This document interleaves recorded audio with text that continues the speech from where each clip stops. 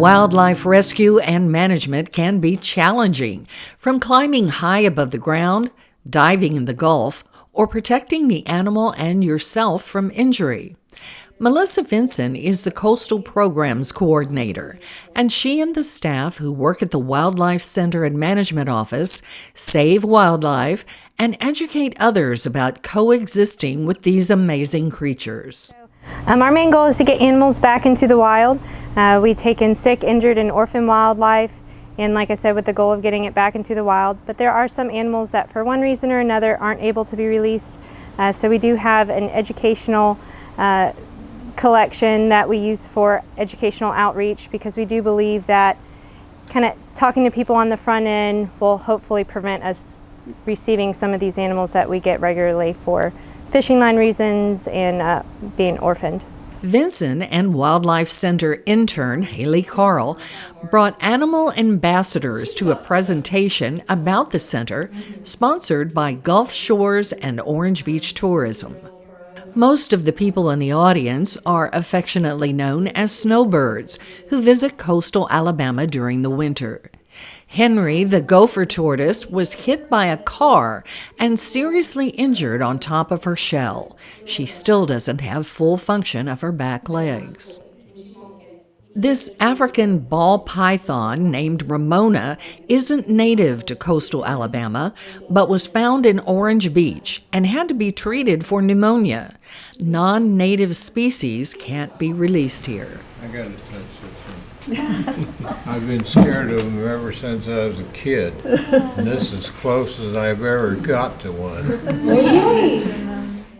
Lunabelle, a striped skunk, was orphaned as a baby and spent most of her life at the Orange Beach Wildlife Center. We followed up with Melissa Vinson to learn more about Lunabelle when we visited the center. When she came to us, someone decided to raise her as a pet, which is illegal in the state of Alabama. And they were unfortunately giving her the wrong diet, so she developed metabolic bone disease. And she presented to us very neurological at first, so we were pretty nervous that maybe she had distemper or rabies. But after monitoring her for about a week, we were able to determine that it was metabolic bone disease. She didn't have function of her back legs and was very twitchy when she came in. But she did regain function of those back legs, thankfully, because we were able to correct the diet so quickly. And she is doing well. Vinson says that many of the calls that come into the Wildlife Center are about animals injured or in distress from fishing encounters. If you do hook an animal, if you're a fisherman and you hook an animal, never cut the line.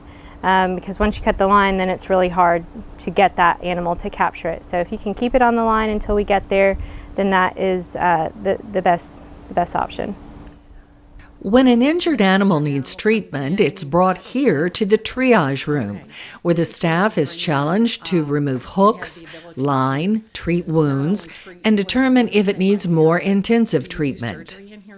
We don't do surgery in here. No, I'm not a licensed veterinarian, so we kind of triage in here, determine, what other diagnostics need to be done. Do they need to go to the vet? Do they need a surgery?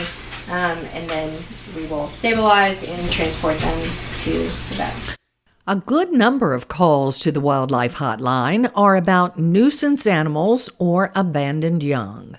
Yeah, so we get a lot of raccoon calls, a lot of alligator calls, and we get a lot of baby animal calls, and they're all kind of connected. A lot of times if you just change a few things, you're able to deter them naturally. That way the babies aren't orphaned, the mom can go about and take her baby somewhere else. If they're living in your attic, or if you're feeding an outdoor cat, or if they're getting into your trash cans, these are all things that we can change ourselves in order to coexist properly. We can close up the holes in the attic, we can remove the food, put on straps on the trash cans. That way the raccoons, when there's not a shelter, not a food source, they go about their business. Same with an alligator. A lot of people see an alligator in a neighborhood pond and it's really small, and so they feed it, or they feed maybe the ducks or the turtles, and they have maybe good intentions, but a fed animal is a dead animal. Once they associate people with food, it's a very dangerous animal, no matter the species, but especially an alligator. The Wildlife Center staff is hoping to move to a new location next year with more space and more room for animal enclosures and more green space. Outside, Babs the friendly goat greets everyone, and Vincent introduces other animals that are not able to be released in the wild. Jolene. There she is. What is she? a There she bobcat. is. Hello, Jolene. It's Jolene. She's our resident bobcat. This is her enrichment yard, and then that's her main enclosure, and she just kind of has access to all of them. But she's about 2.5, 3 years old. She came to us. The state actually confiscated her. Someone had her as a pet, and it's illegal to have them as pets in the state of Alabama. Hey, little fella. How are you? Izzy the otter. Izzy? Because she is a North American river otter. So she plays very rough. Think about it. Your phone is in a otter box, not a lion box. She's from Dog River in Mobile. Someone found her washed up as a little baby after a big heavy rainfall, so her den must have flooded and she washed out. And they kept her for the beginning portion of her life, and they had good intentions, but she really needed to come to a facility like ours that knows how to properly raise them, because she imprinted on the people. And JB is a great horned owl. He fell out of his nest when he was very young and hit his head. He had inner ear damage. His head was literally upside down. And he was very off balance, so he had to get round-the-clock antibiotics, and we knew in the wild his mom would not be able to obviously do the antibiotics, but couldn't feed him properly either because of how his head was positioned. Grateful for that. So it did thankfully correct, but we do think that there could be some permanent damage, so that's why he's deemed non-releasable.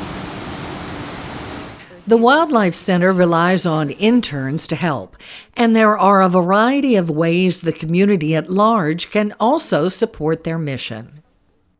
Well, there's all different ways. If people are interested in helping in the animal side of things, we do accept volunteers. They can send me an email at mvincent@orangebeachal.gov.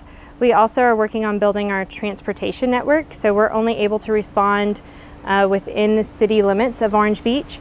So sometimes we get a call in Loxley, Alabama, or Fairhope, or somewhere else in the county, and we're not able to use our resources to go capture and bring that animal to us. So if you're even throughout the county, even if you're not here in Orange Beach and you want to help, that is a wonderful way.